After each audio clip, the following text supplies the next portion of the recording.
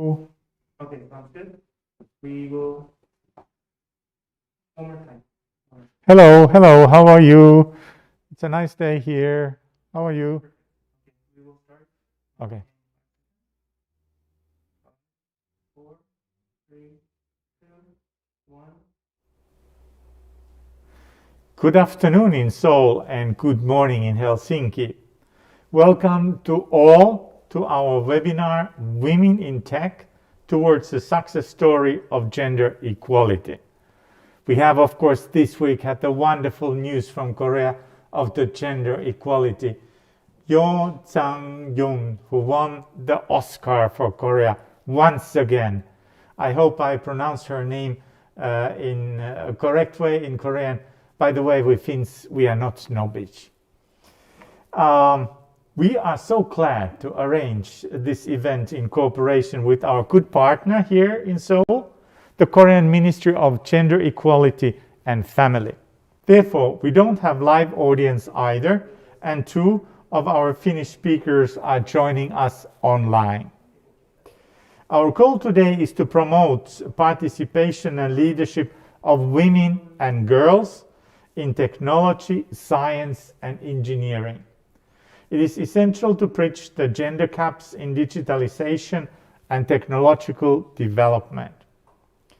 I sincerely believe that these topics are in the heart of the gender equality and more broadly necessary elements of successful modern societies and companies. Finland has been consistently promoting the gender equality and the rights of women and girls. It goes without saying that my government, led by the brilliant Prime Minister Sanna Marin and other prominent women, is a symbol of successful gender policies in longer term. But we are also aware that much more needs to be done, also in Finland. In order to have more women and girls in the leadership positions and fully participate in the technological development, science and engineering. I sincerely hope that our discussion here today will provide new ideas, how to take concrete further steps and how to tackle the channels we face. Though we try to have practical approach in today's discussion, I want to highlight also Finnish global ambitions. A good example is the Finnish co-led in the Action Coalition on Technology and Innovations for Gender Equality within UN Women Generation Equality process. The basic idea in the Action Coalition is to bring together different stakeholders to promote gender equality in the technology context. This is exactly something that we try to do also here in this discussion. Also, I would like to remind here and use this opportunity to tell about Finland's candidature to the United Nations Human Rights Council for the years 22-24. This is actually our key foreign policy goal for the whole government. The Human Rights Council in Geneva is the most prominent UN fora where I can think of where we can promote the rights of women and girls. Finland promotes girls and women's participation in technology also through the projects here in Korea, and I'm proudly announce something from the embassy side. Our embassy here in Seoul has started, for example, a collaboration with Hanyang University Software Center. Our first project is a 4-week-long coding class for girls starting actually this Saturday. Our goal is to encourage girls to take part in technology from young age and to have courage to get involved with the coding. All in all, our embassy here in Korea wishes to keep carrying the valuable torch of equality in different occasions in close cooperation with our Korean friends. But now, let's get started with our discussion on women and in technology and how we could approach the mentioned new success story of gender equality. We are extremely privileged to commence our event with the opening words by Her Excellency Chung Yong-ai, Minister of Gender Equality and Family here in the Republic of Korea. However, let's say briefly hello to our panelists. Mrs. Emma Vinitski, Communications Manager, UN Women in Finland. Dr. Moon Jeong Choi, Professor from KAIST. Mrs. Johanna Pystynen, CEO, Last Company, and Mrs. Hyun Jung Lee, co-founder of Telepasse, co-managing director of Girls in Tech. To our audience now, please send us questions in the YouTube live chat during the presentations. They will be answered during the question and answer session at the end of the webinar. But now, let's hear from Minister Chung Yong-ai to open this webinar with her very distinguished message. Good morning and good afternoon, distinguished guests and ladies and gentlemen. I am Jung Young-ae, Minister of Gender Equality and Family. It's my pleasure to host this webinar with the Finnish Embassy in Korea on the topic of women in tech towards a success story of gender equality. First, I extend my deepest gratitude to Ambassador Pekka Metso and his staff for organizing this meaningful event. My gratitude also goes to the distinguished speakers who will share the experience of Korea and Finland and their implications, as well as the audience who are participating in this webinar via YouTube. In June 2019, the Korean Ministry of Gender Equality and Family, MOGEF, and the Finnish Ministry of Social Affairs and Health signed the MOU on cooperation in the area of gender equality to share policy achievements, programs, and best practices on gender equality. Under this MOU, the two countries have been working together to achieve gender equality, and this seminar has been also organized as part of these efforts. As social distancing has become a daily practice in this COVID-19 area, technologies and innovations, in particular digital technology, are instrumental in maintaining our daily lives, such as schoolwork and work life. At the same time, the pandemic crisis is also revealing the negative impact of technology. Recently, in Korea, there was a controversy over the AI chatbot and its gender-biased discriminatory messages. In addition, digital technology facilitated sexual abuse and violence against women continue to take place. To ensure that technology and innovation contribute not to discrimination but equality, it's important to incorporate gender perspectives into technology and innovation and increase diversity in the technology industry, including women's participation in the STEM sector. In this light, the Korean government devised measures to foster, utilize, and support women scientists and engineers while working to assist them in demonstrating their potential and capabilities. The Ministry of Science and ICT has established the first basic plan for fostering and supporting women scientists and engineers to present the mid to long-term policy goals and directions for increasing women's empowerment in science and technology. The ministry also recommends that women make up a certain percentage of newly hired and promoted employees in public research institutes in science and technology. In addition, MOGEF conducted a specific gender impact assessment on this policy designed to foster researchers and specialists in AI technology in 2020.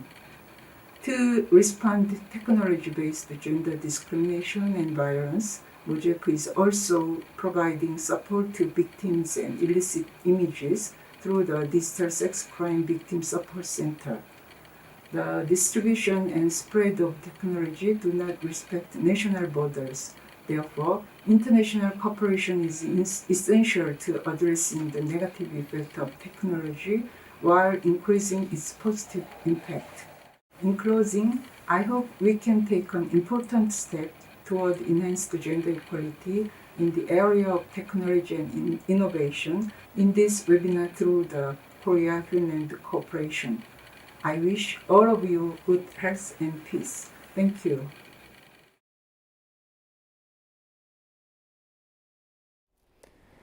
Thank you very much, Minister Zhang. May I propose that we proceed next to our first panelist, Emma Vinitski from UN Women in Finland. Emma is a communication manager from UN Women Finland.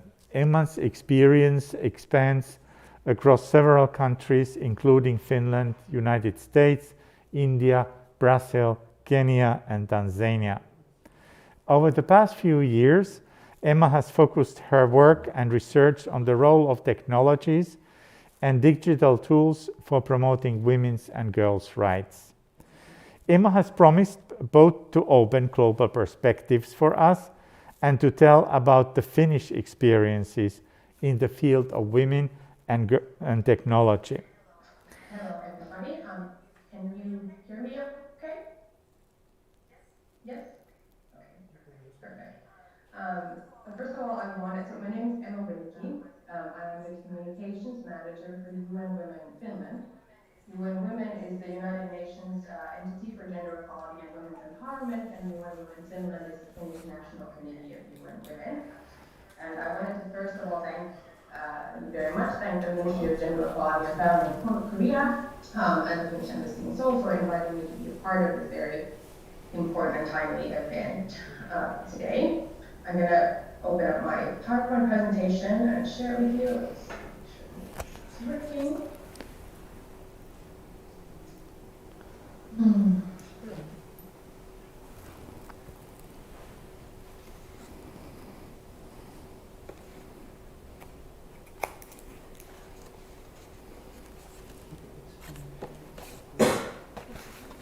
Can you see my PowerPoint? Pekka, can you tell her yes? Okay. So we know that gender equality is a prerequisite for sustainable development. We can't reach the sustainable development goal or sustainable economic growth if gender equality is not realized. However, at this point, gender equality has not been achieved anywhere in the world. And girls and women still face multiple challenges every single day just for the fact of being female. And these challenges vary and they range from things like child marriage or female genital mutilation, girls not being able to go to school, women not having equal access to positions of power and politics and decision making. The range is wide. And we also know that if we don't include 50% of our population at every level of our society in full capacity, we won't be able to reach the ambitious goals that we have set for an international society. We're only 9 years away from 2030, which is the benchmark that has been set for reaching the Sustainable Development Goals. And at this rate, we are unfortunately not going to get there. We also know that we won't be able to realize gender equality and reach these goals without the use of technology and innovation. But at the same time, we can't take advantage of the full potential of technology and innovation if half of our population is not included as equal users and equal creators of technology and digital solutions. There is still a huge digital gender gap globally. This also varies between regions and from country to country, but around 300 million fewer women than men currently have access to the internet. When women have access, they have less access to good devices like smartphones, less access to data, and when they have access, they use a smaller range of services than men do. Unfortunately, in many places in the world, when women do have a phone or they do have data access, that how they use those devices and how they use their data and their time online can still be controlled by other people, often the men in their families. Some of these challenges and barriers are slightly cultural and related to different parts of the world, but what they are all rooted in is discriminatory and harmful gender norms and stereotypes that prevent women and girls from accessing the tech sector, utilizing technology, and creating technology on equal basis with men. A segregated labor market is a huge barrier to women's participation, and this is a big issue in Finland. Finland has one of the most segregated labor markets in the European Union. In our health and social sectors, around 86% of our workers are female, and in the technology industry, over 80% are male.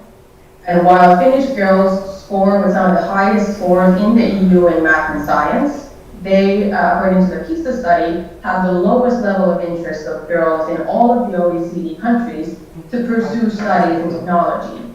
So this lack of role models for the girls in tech sector is a huge barrier in Finland, around the world, whether we're talking global south or Western countries. The fact that we still don't see that many women in the tech sector in visible roles is a barrier that a lot of girls and women face when they're considering whether or not to enter that sector. From artificial intelligence professionals around the world, currently about 26% are female. And in general, in tech sector in general, the rate is about 80% male in most countries around the world. So it is a highly segregated sector.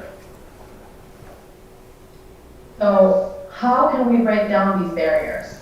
I've brought in a few examples, concrete examples of Finland, of initiatives that are happening in Finland currently to encourage more women and girls to enter the tech sector.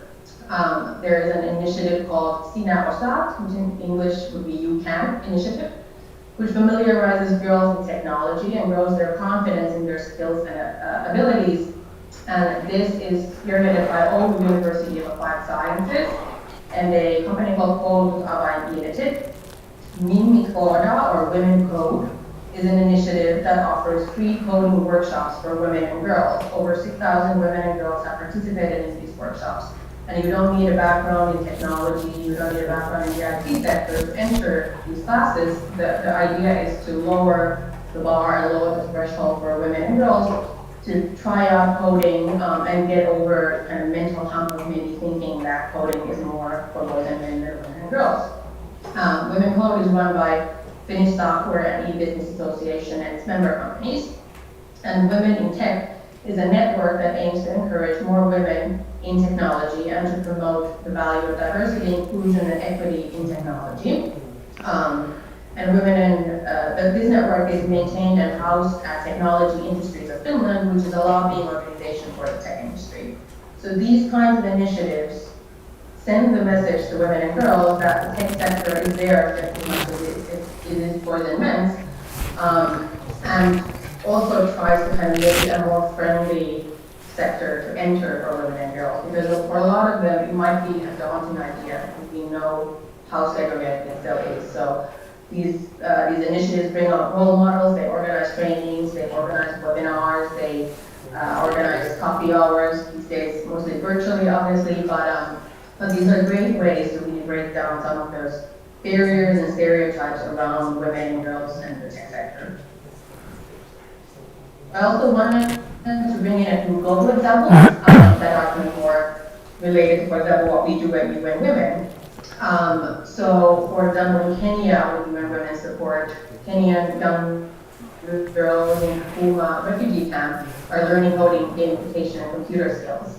And these girls have also never had this background before, but they are, through these classes, able to see the kinds of things that they can create with coding, with creating their own games. They're making their own games that teach them about, for example, sexual and reproductive health, or their rights, or other relevant issues, and they're really seeing the potential of what technology can potentially offer them. What it is also doing is breaking the stereotypes and stigma, perhaps with the community and the idea that their parents might have had about tech being more for boys. So this work is really important for globally spreading the message that technology as a sector doesn't have a gender, and it belongs to girls and women just as much as boys and men.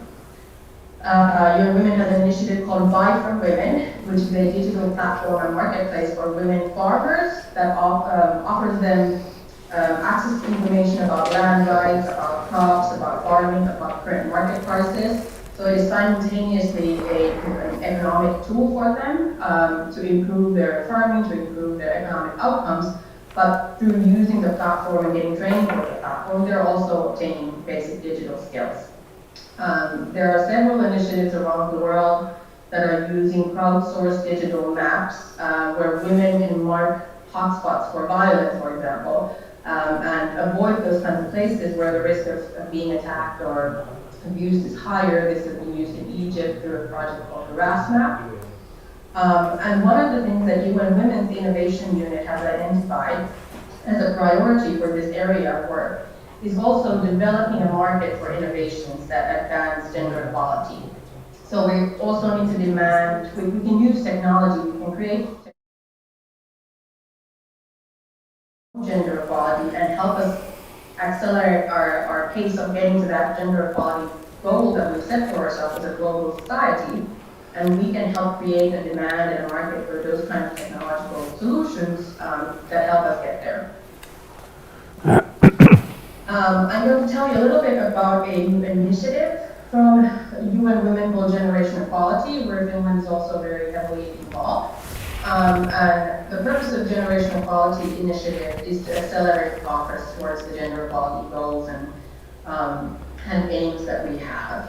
It's a UN Women-led multi-year initiative that aims to tackle the unfinished business of empowering women through a groundbreaking multi-generational campaign. And the whole idea of Generation Equality is to bring together activists and professionals and people who've been working on gender equality for decades and combine them with the young activists and grassroots movements happening today and really bring to the table the best of both worlds and identify those new and innovative ways that we really desperately need to make sure that gender equality is not only that gets at the goals that we've set, but that we're not moving back. Because with the COVID crisis, we've also seen some movement backwards, unfortunately, with gender equality situation around the world.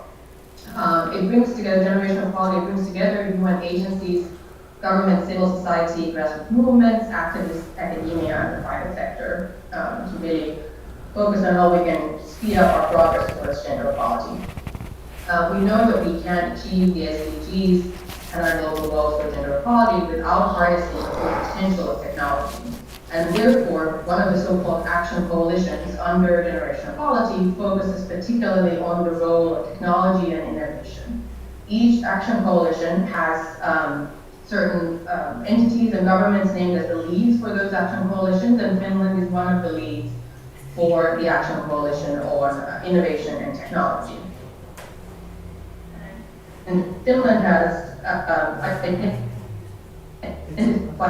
four priorities that Finland wants to promote, which is increasing the number, participation, and leadership roles of women and girls in the field, in STEM fields, science, technology, engineering, and math. Narrowing the gender gap when it comes to digital skills and digitalization. And this is also a challenge in Finland, even though boys and girls have equal access somewhat to learning these skills. Girls, whether or not they have less skills, I'm not sure, but they have less confidence in their skills. So when you do surveys with boys and girls and ask them about their level of confidence in their tech skills and digital skills, girls' level of confidence is much lower than boys. So it's also important to grow their belief in their own skills and that they can do these things and they know how to do these things. The third priority is developing gender-sensitive and participatory technologies and innovations that promote non-discrimination and expanding and developing women's rights relating to digitalization and innovations, as well as supporting equality for women who are involved in the drafting of these rights and developing innovations. And then the last point, which is of utmost importance, especially in the times that we are now, reducing violence against women and girls and creating safe digital spaces for all of us. Right now, the rise of gender-based violence and hate speech online in digital spaces and social media is a huge barrier for women and girls to feel safe when they're using their computers and their devices and to feel that they can participate equally in discussions and debates online. So until we can curb this violence and this hate speech, women and girls won't be able to participate equally. And especially now we're in a pandemic where most of our lives have been moved to digital spaces, this situation has also obviously worsened and heightened, and the importance is even greater than before because women and girls are being left outside of discussions, of debates, of decision making because they can't feel safe in digital spaces. So focusing on this violence piece is really, really important. Technology is still predominantly created by men, and often when we think of the user, we think of a man. And that means that our technology is biased. Not only does it exclude one half of the population in the development process, but it also sometimes inadvertently ends up reinforcing and replicating gender stereotypes and biases that hinder realization of gender equality in all levels of society. For example, AI programs, artificial intelligence programs that recognize voice and faces, are less efficient in recognizing the faces and voices of women and also minorities than of white men. Automatic translation tools like Google Translate and others assume that if you write a word like an astronaut or leader, that you're talking about a man, and they will combine those words with the English male pronoun he, whereas cleaner or caretaker is translated to mean she. This isn't only because those tools might be biased and there might be bias in their coding, but because our world is biased and those translation tools are analyzing information online from decades and decades of biases, and they're replicating those. So our technology right now, unfortunately, often ends up reinforcing the stereotypes and discriminatory ideas that we have about what women and men's roles are in society, not only in technology, but in general. When at UN Women Finland, we recently did a campaign around Women's Day called the title of Women's Place Is, and our slogan was a woman's place is everywhere. But if you wrote the sentence a woman's place is in Finnish to Google, the auto fill offered two options, in the kitchen or at home.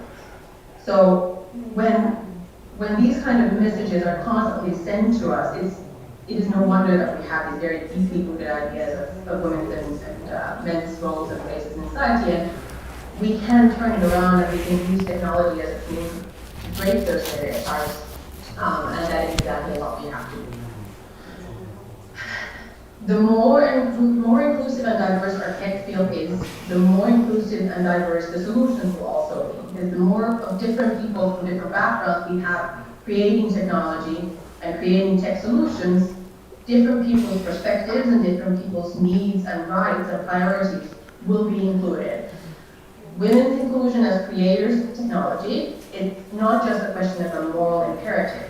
It's necessary for the global society to be able to fully leverage the possibilities and potentials of technology as one of the key drivers of sustainable development, inclusive growth, and realization of human rights. And the challenges that we face as a global society are big and daunting, but the possibilities that we have with innovative approaches and solutions through technology could be limitless. But we can't tap into that limitless potential if we're not using the potential of half of our population. If women and girls are excluded, and we're excluding 50% of the skills and the know-how and ideas and dreams and rights and needs of our population, we can't take full advantage of the potential that technology offers to us.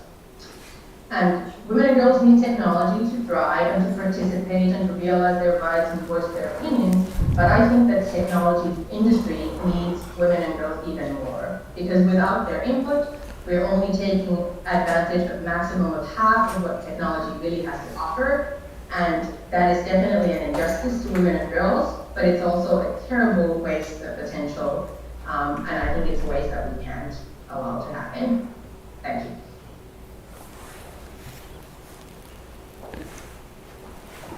Oh, thank you very much, Emma. You brought up very interesting issues on our discussion. importance of the role models, generation equality. I hope Finland and Korea, we can also join forces there. Violence against women, this is a thing that comes up to our mind all the time. We have to do more there. And then your point of technology tending to strengthen the stereotypes. That's what makes our discussion here even more pertinent. But now our next panelist is Dr. Moon-Jeong Choi from Korea Advanced Institute of Science and Technology that I visited a couple of weeks ago. And I think this is the most innovative university in whole Asia. I'm totally thrilled. I'm totally thrilled to have a professor from that university that I think we, Finland, should really align very close with. Dr. Moon Choi is an associate professor in the Graduate School of Science and Technology Policy at the KAIST University, as we call it. She has founded and currently runs a research group called Aging and Technology Policy Lab. She has recently completed a research project on gender issues in the artificial intelligence workforce. Today, Dr. Choi will tell us about gendered society and gendered technology with the Korean experience. Dr. Choi, I'm pleased to give the floor to you. Thank you, Ambassador Metso, and I'm so honored to be a part of this wonderful webinar, and I really appreciate all the effort to make this happen, the Embassy of Finland in Seoul, as well as the staff at the Ministry of Gender Equality and Family. And as the ambassador mentioned, that I'm from KAIST, and I'm a faculty member, and today my talk is about more the IT, the information technology and gender issues. So the title is Gendered Society and Gendered Technology. And I would like to briefly introduce what I'm doing, or our research group is doing at KAIST. So I'm the gerontologist, and we focus on social issues and social justice about technology. So I'm not sure how many of you have heard about the word of gerontology. So it's about the aging process. But once we are born, we go through all the life course. So from the gerontologist perspective, the gender equality is not just something happen, right away after 20s. It's more the accumulated advantage and disadvantage from the birth to death. So we tried to analyze how society, social structure, history, and the culture affect the inequality issues related to technology. And I'm teaching the course about technology and social justice, also trying to measure the happiness, inequality, equality, and social assistance, etc.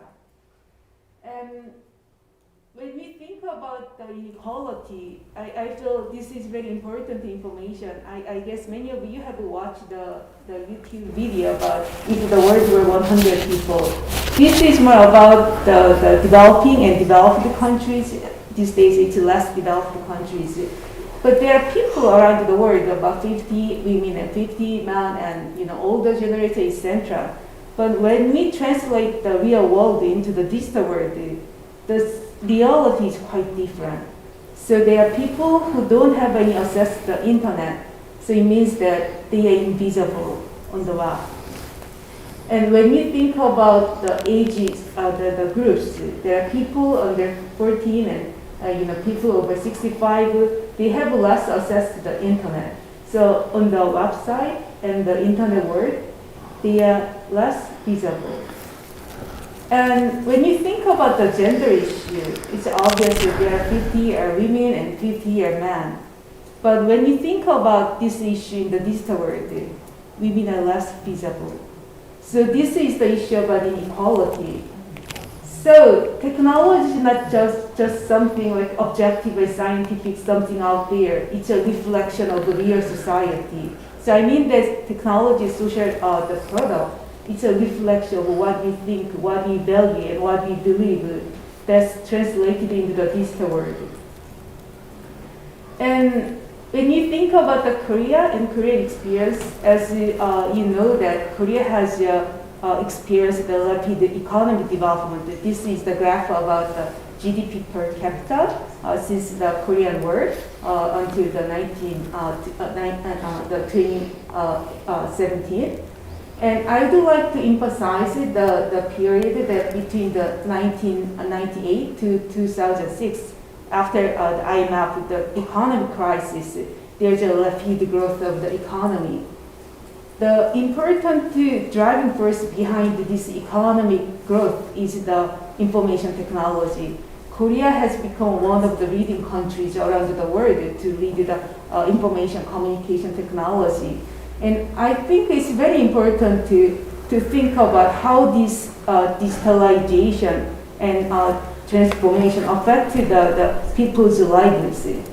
So I went to college, I entered college in 1998, so it's called Kuparakwan in South Korea, and I'm the first generation who went through the online education and online experience. And one of the most important the timeline in the digitalization is the 2002. 2002 is not just well known about the World Cup, Korean World Cup, but it's also known for the transformation between the analog world and the digital world. So this is a very well-known journal article published from Science. So they tried to gather all the information around the world and measure how the analog information transformed the digitalization. And I guess many of you probably know this novel. It's very well known, the 82년생 김지영. And this novel is a lady. It's about a woman who are born in 1982. And Kim Ji-young is one of the most common names in South Korea who are born in that year. And that's the generation who is turning into 40s.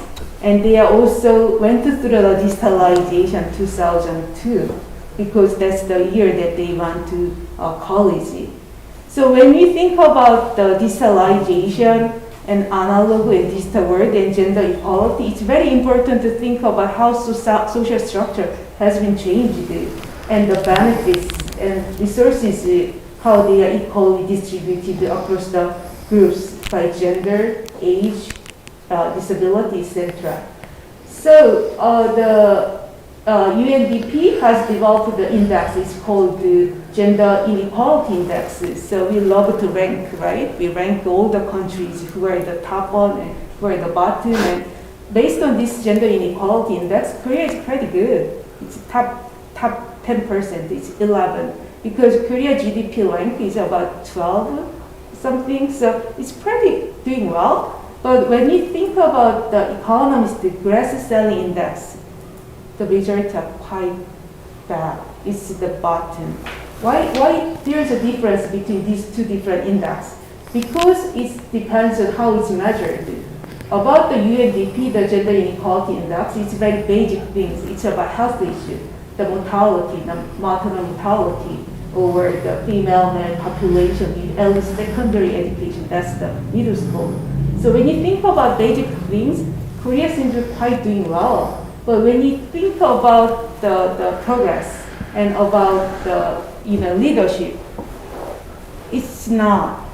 That's the reality. I feel these days there's a ladder, but it's not just one step. There's a multi-layered grass selling. When we see the leader, one woman broke one selling, we feel like, oh, we don't need to worry about the gender inequality issue any longer, but it's not, because that's how we experience everyday life. And I feel one of the most important technologies these days is artificial intelligence, but this is very new thing. About 5 years ago, AI is not that popular. The very turning point and turning moment in South Korea is as you know, the Google DeepMind challenge match. That is the Seoul, and some of my colleagues went to the Four Seasons Hotel and amazed about the match. And since then, AI is one of the most important the economic strategy or technology development in South Korea.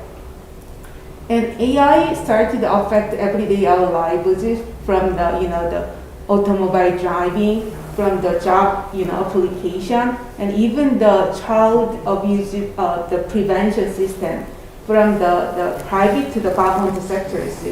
That means that information technology is just out there and we just find and use it. It started to make a decision about us. When you apply job, when you go somewhere, when we use the e-government services, etc. So it's very important to think about the gender innovation and gender equality when we develop a system based on the AI, because that's sort of the automate the sort of the decision systems. And recently, I would like to emphasize one of the most important days these days is December 23rd. That's not my birthday. That's the last year. It's a very important moment in Korean society because on that day, the government announced the artificial intelligence ethical guidelines. And on the same day, there's the chatbot service called Iruda. And it's just same day. And we saw many the social issues from this chatbot, because this chatbot started creating the sexist and the ageist and ableist the remarks. And it has become a really important social issue, and they stopped the service after 21 days. And to me, this is like the spear and shield. It's like, the police and chasing the robbery, but there's always the good kind of will, and then people try to abuse it. And it's very important moment that we build a more gender equal kind of the system. And I felt this year is a very important moment in the development of artificial intelligence, also build a better society, because it's very important to think about the gender norms, and the young generation are exposed to AI so much. And it's very important to unlearn, because gender is something that people learn. It's not people are born with a certain kind of gender norms. So I feel challenge means opportunity, and I think it's a wonderful year to think about the gender innovation in terms of the artificial intelligence policy and also technology policy and education. I saw the wonderful cartoon, the Moonin, before coming to the embassy, and I would like to thank you to everyone and Hitos, and 감사합니다. Thank you.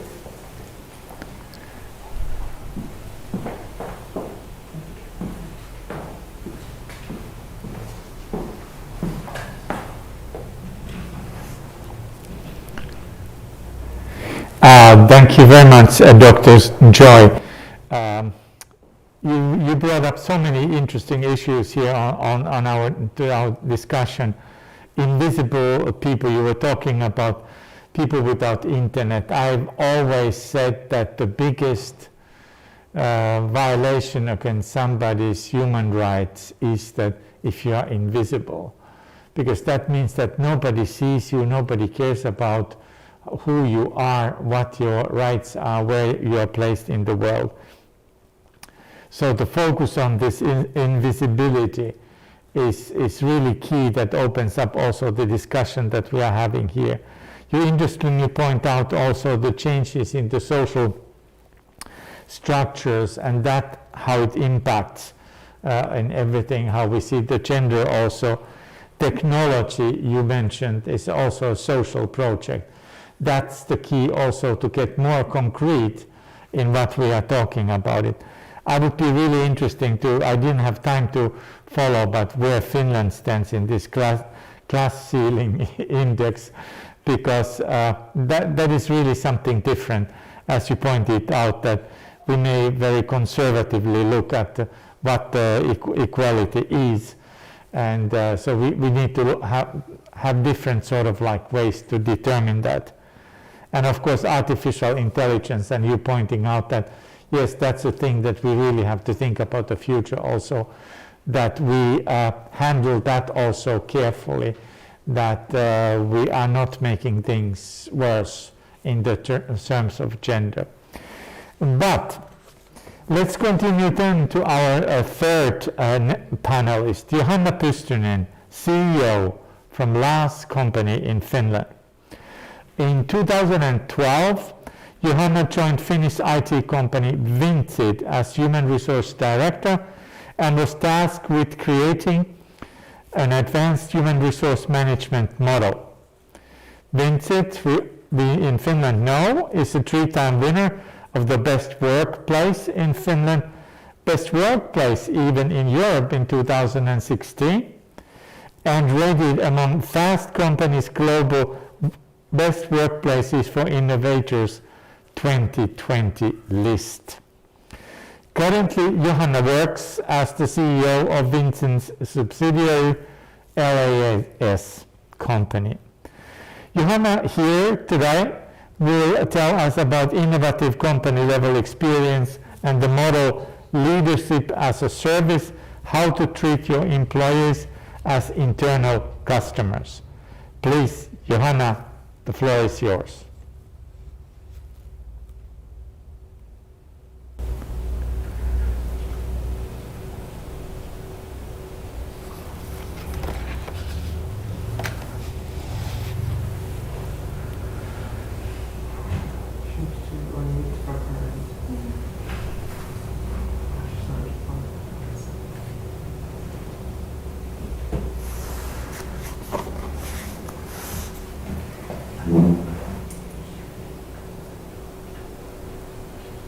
We're waiting for her to unmute the microphone. So when she's only here then.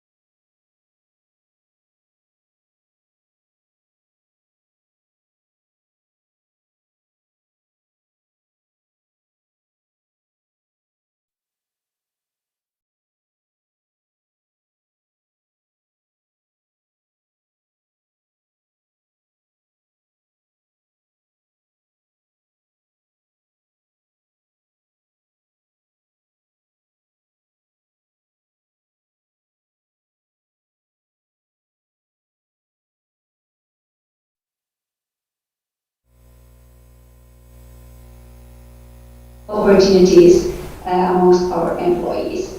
So our story starts from 2012. Back then I joined the company as HR director, and as you can see, we had a lot of young men engineers in our company. I was actually the first woman in the company, and we knew that we have to create somehow a leadership model that would actually arouse interest also in women and help women to join our company.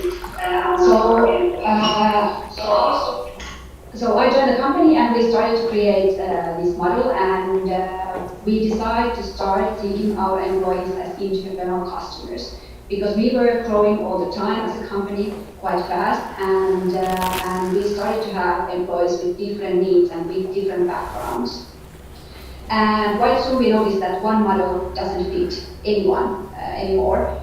They had different kind of goals, and they appreciated different kind of leadership, and it wasn't an effective model to support everyone the same way.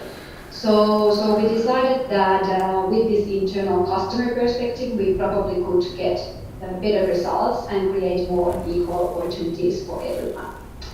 So what we did then with this internal customer idea was that we started to think our leadership as a service process.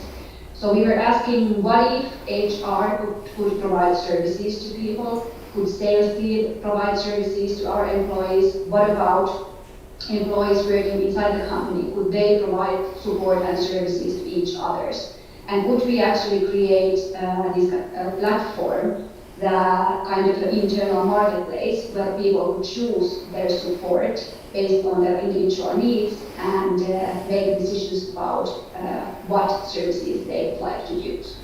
So we decided to try, and with our software engineers, we developed this platform. We call it Leadership as a Service platform, but it's kind of an internal marketplace where we show all the support we have available to our employees. And our employees can log in, they can go to see different categories.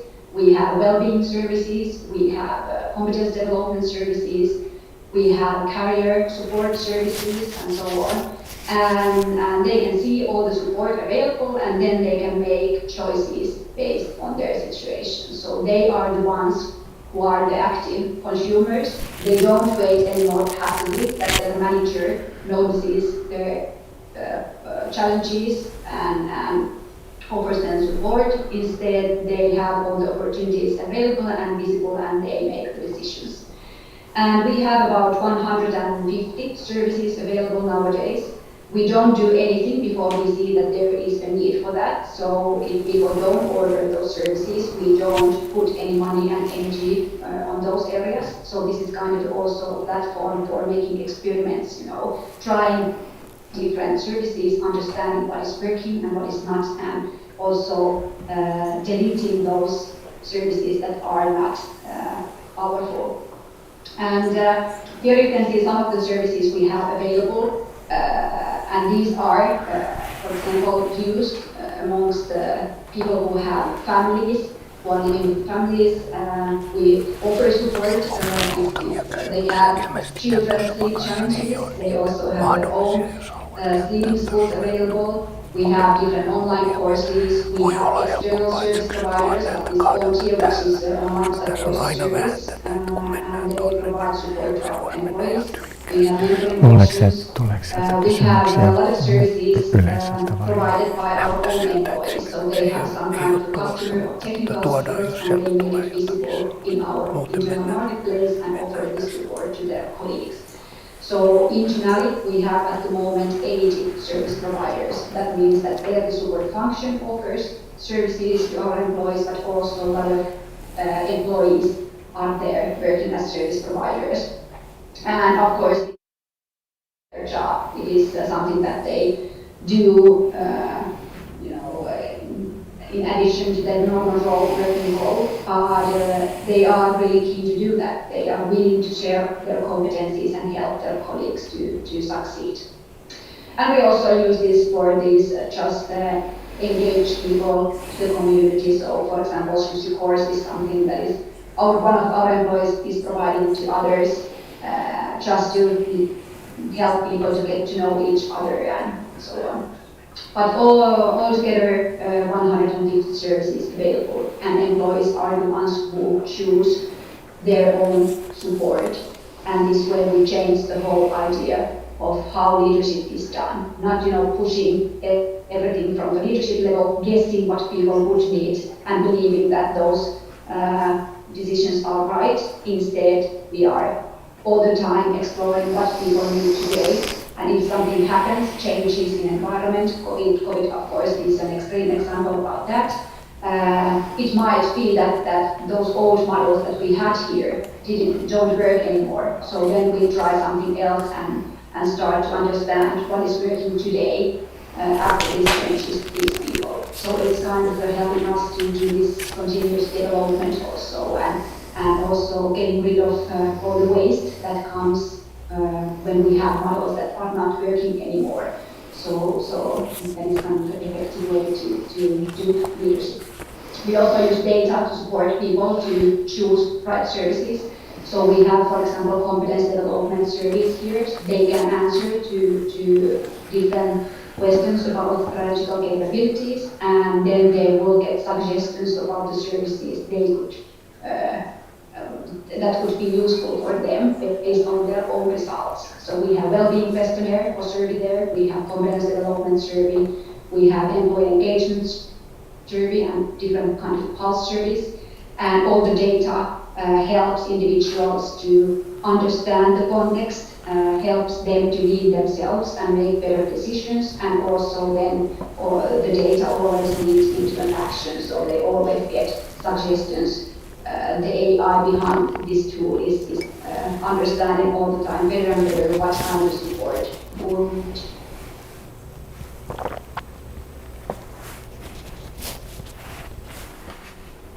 help different individuals support that this tool offers to people.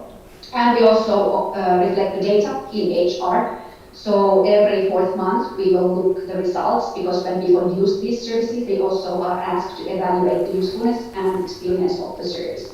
So this way we will get all the time data about what is working. We also can dive deeper and see, are there certain services that are working better for the women comparing to men, or are there certain services that are working better to the millennials comparing to the people going into retire soon. So this way we actually understand what kind of services we should offer to different groups.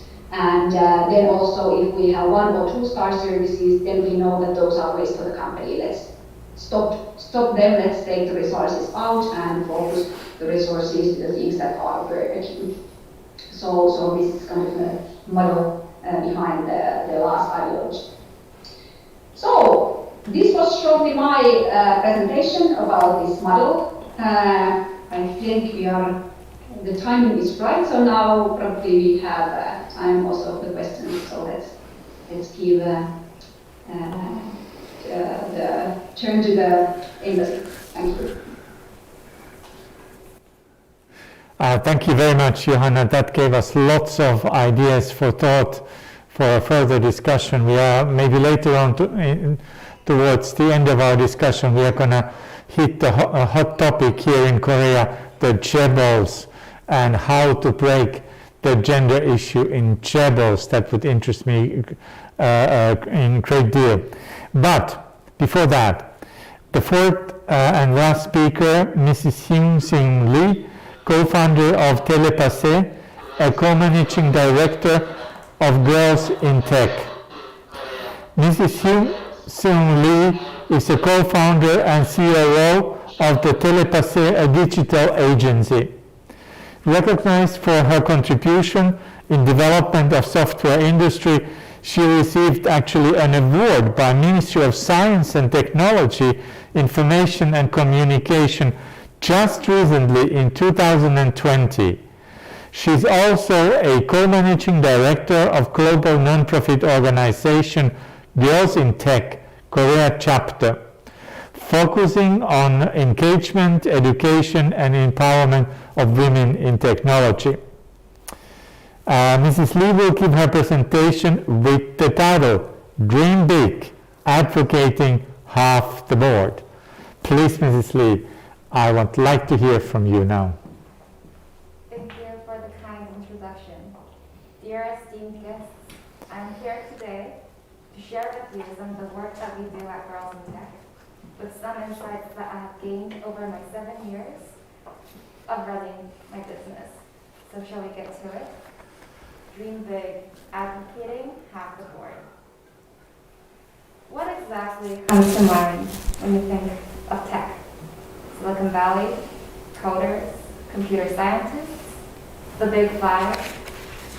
How about tech in terms of Korea? Samsung, LG, Kakao, Coupang, perhaps the gaming industry? Do they look a certain way? How about gender? In Girls in Tech, we push to think bigger. We see that tech is every industry, that tech is every company, and that tech is everyone. Research suggests that only 5% of leadership positions in tech are held by women. PwC report said 78% of students could not name the biggest female working in tech. 20% of women over the age of 35 are still in junior positions in the tech sector. 25% of all the jobs in the tech industry are held by women. Numbers remain about the same, sometimes worse, as we see a stark dropout of women starting in their 30s and older in Korea. Now, advances in the tech industry helped establish a culture for startups and new businesses. And with the disruption these agile startups brought, a new environment for investment and funding took place. Amid the growing excitement for new opportunities, when we look at the numbers, we know that there's room for improvement for women. Every year, we see some improvement, and yet we know there's a long way ahead of us. In terms of absolute numbers, we see a growing trend from 33 female-led companies that secured funding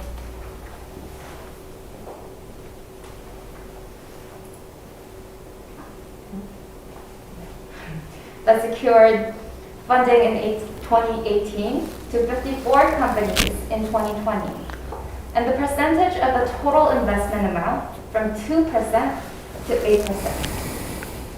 Yes, we need to celebrate the accomplishments and the small wins over the years, but we need not forget to evaluate objectively. The numbers still lie around less than 10% of the total. We should work together to encourage women's continued economic participation.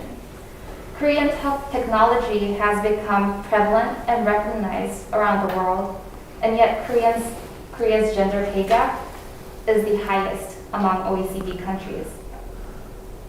In Girls in Tech, we say it's time to close that gap.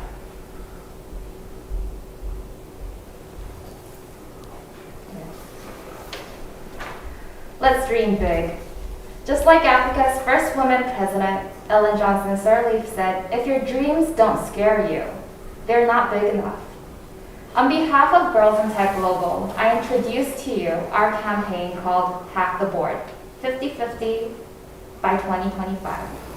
We call upon organizations and individuals to commit to gender parity in their boardrooms.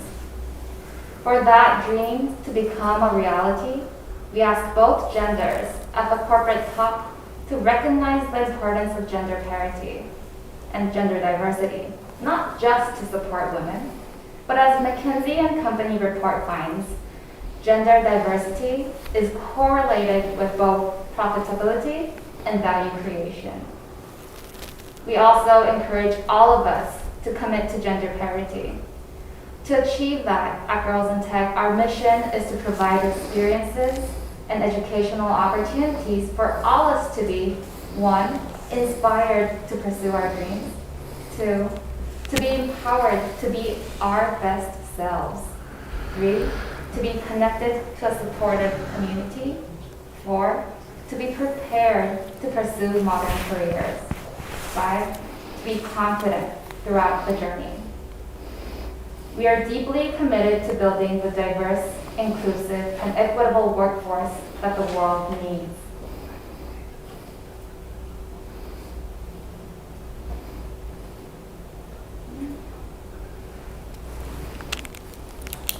We recognize that there is a strong, smart, and outspoken self within all of us.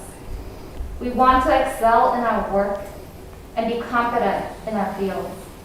Yet, as women enter positions of power, we see that women face multitudes of challenges.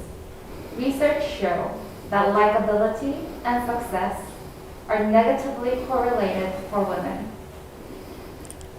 Successful women in the past were thought of as women in pants, aggressive and strong, and no hint of nurturing feminine side. I don't want that for my life, I thought. Then I examined my leadership style and thought, am I too comforting? Why can't I be more effective? While I was searching for alternative options I could try, I came across the great Machiavelli. It is much safer to be feared than loved. And all this time, I tried to put to practice Brené Brown's power of vulnerability. Being vulnerable is powerful, and at the same time, it opens doors to attacks at every opportunity for others' advantage. I figured understanding both sides of the coin will always work in my advantage, and so I delved a little deeper into Machiavellian's ideals and read books on strategies of war, gaining an understanding of the perspective of military analogies in business management. So I tried to equip myself with this mindset, only to realize it was draining out my energy. Then I came across a book called Compelling People by John Nessinger.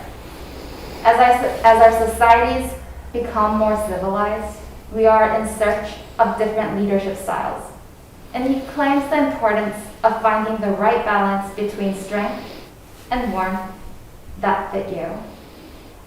After having contemplated on this issue over weeks, I realized this just means we need to think outside the box. We need to redefine the roles of gender, that of mom and dad, and that of a leader. That's why today's event, Women in Tech, towards a success story of gender equality is important. And that's why organizations like Girls in Tech are sought after around the world.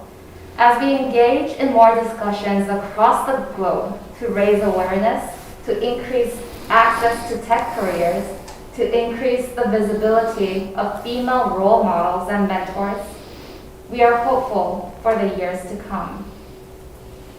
Girls in Tech is currently serving over 60,000 members in 50 chapters across 37 countries, and we are growing. Girls in Tech Korea was established in 2014 and is growing strong. Over the years, we have produced hackathons, business pitch competitions, Python boot camps, and much more. We use both physical and digital platforms to create safe spaces where communities can thrive and voices can be heard. We offer global as well as local programs for individuals to attend and to network. We want to raise more interest in tech.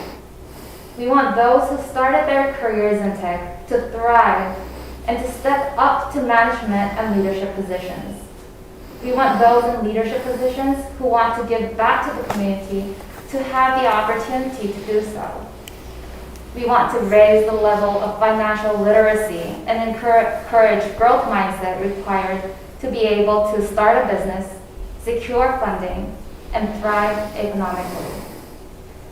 With that, I would like to close today's remark with Girls in Tech slogan, "Tech needs you, just as you are." Thank you.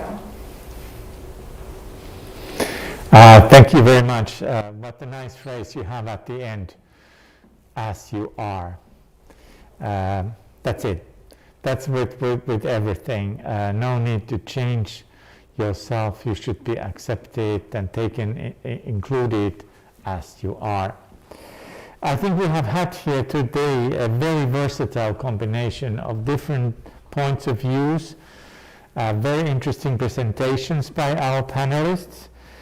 And one can really hear from this conversation that we need both global but then also local and state level action in order to get something into place.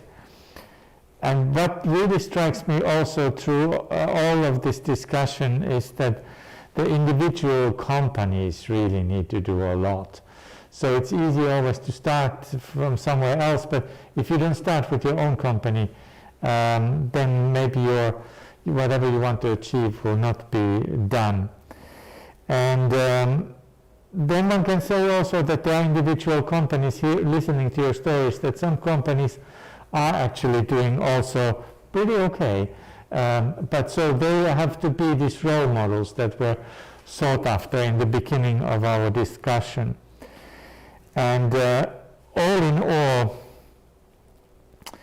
when one listens to you, then one gets a strong feeling that there's no success story without women if women are not more closely involved in technology, science and engineering. And I see that the progress has to be really emphasized now for the future, as we are thinking also here in Korea.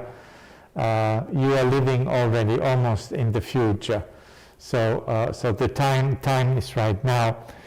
I have compiled here a couple of questions. I wonder whether we have received any others from the group, but I can start with the ones that I have here available. Personally, I think we are now in Korea, so what I would really like to hear from the Korean guest here, because I think that technically it's easier to do it here. Chaebols, to our Finnish guests. So chaebols are the giants in the Korean business world.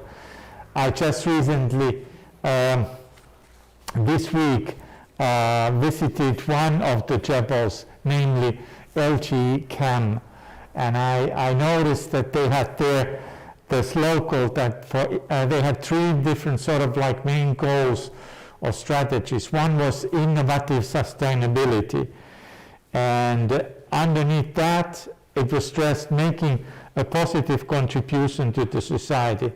And I was a little bit surprised to find there in the next box human rights, diversity and inclusion. Of course, I was very happy to see. I don't know how many Finnish companies either have human rights, inclusion and diversity on the top of their policies, what they want to achieve. But at the same time, there's a lots of talk about here about the giants, the chaebols, and especially because they are the giants in the technology. So our distinguished Korean speakers here, can you enlighten us a little bit how you see the chaebols in this context of women in tech? What kind of role, what can we expect? How do you see them moving here in this field? I can start. I think they are going into that movement, joining us in the movement of really supporting women. Especially we can see that in I think both companies, private companies, public companies, and investment firms as well. I think there are that movement where they recognize the importance of having that gender diversity. So, but I think they could step a little further and become an example for the rest of the small and medium businesses. But I think there is an underlying understanding that the importance of gender parity exists, and it's a movement that is global. And I reviewed the research about this issue, gender equality issue in industry in South Korea, and I feel compared to academia, the industry world is more challenging because in academia, the Ministry of the Gender Equality and Family, also the Ministry of Education tries so hard to push university have more gender-friendly environment because they got funded by the government. But about the private company, it's so hard to regulate because they are sort of the outside of public center. They are so private. And based on the report, only as the Ms. Lee mentioned that only 5% of the CEOs in not just the entire industry world, the women. But based on the statistics, if there were the CEO and the representative of the company would be women, there are more women in the staff. So I think it's very important to encourage the women to do startup like with her. That is a very good strategy. It's not just to find jobs and apply. It's more you can start your own business and hire other people. And if government to put lots of effort on that, especially tech kind of business, I think there should be a big change in 10 or 20 years in the future.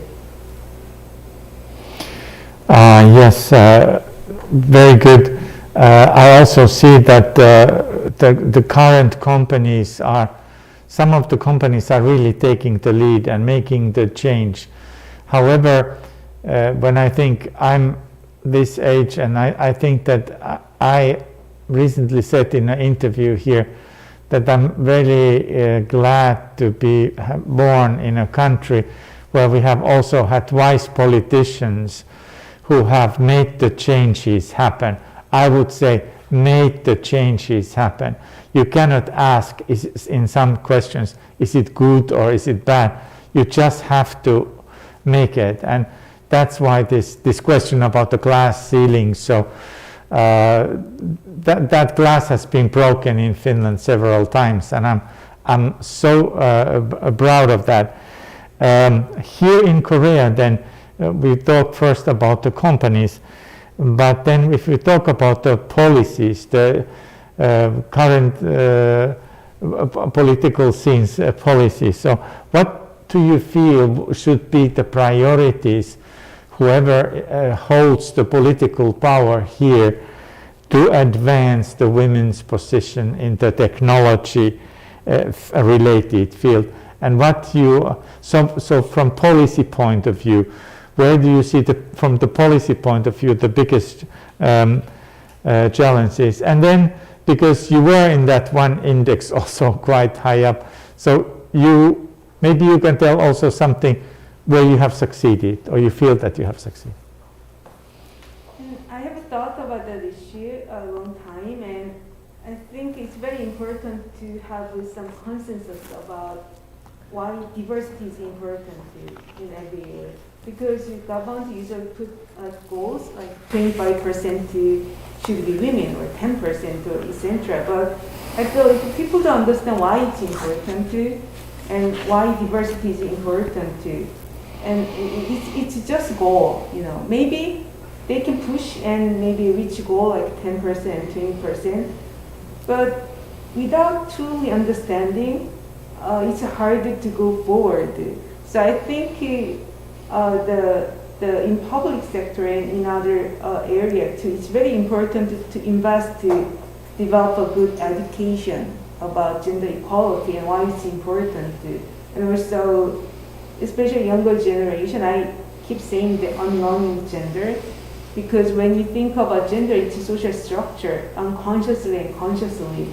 So for younger generation, it's very important to unlearn from the kindergarten to elementary school. So I think culture and social norms and those things should be changed first too. And then the other sectors will follow, if people have share the common values, I believe.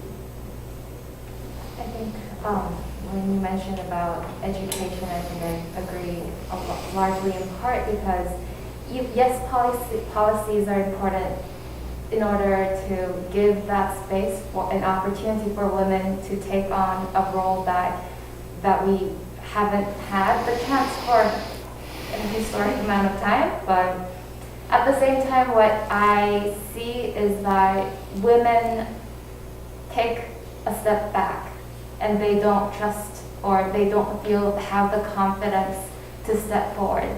And as companies or any organization, we strive for excellence. And you can't just have a mediocre female take on that lead because she's a female. I think that strive for excellence is always required in any organization. And for women to really understand that they have the potential and that they are capable and competent to go through these challenges in a different way that the world has never seen before. And I think that's the scary part that women really face, and they're scared to say lean in, as Sheryl Sandberg says. Indeed, wise words from both of you. However, now it's time to thank everybody. Time to close our webinar for today. We all have, I'm sure, enjoyed very much this discussion. I want to thank all the panelists, the Ministry of Gender Equality and Family, and everybody who has been following this webinar here today. I assure that our work in order to promote participation and leadership of women and girls in technology and science and engineering continues. As I told you already on Saturday, we are eagerly getting girls in coding in Hanyang University here in Seoul. This is a cooperation that the Embassy wants to continue in all possible fields. Women in tech, that's one of the key themes for this Embassy here in Seoul. Wishing the participants in Helsinki very good afternoon. We are about to finish the day here. Enjoy the spring. I guess you have a spring there also. We are a little bit sweating in this studio here, but longing a little bit cooler weather. But have enjoyed you very much also from the Finnish side. So like to talk to you again. And so everybody, have a good day the rest of the day, wherever you are, dear listeners.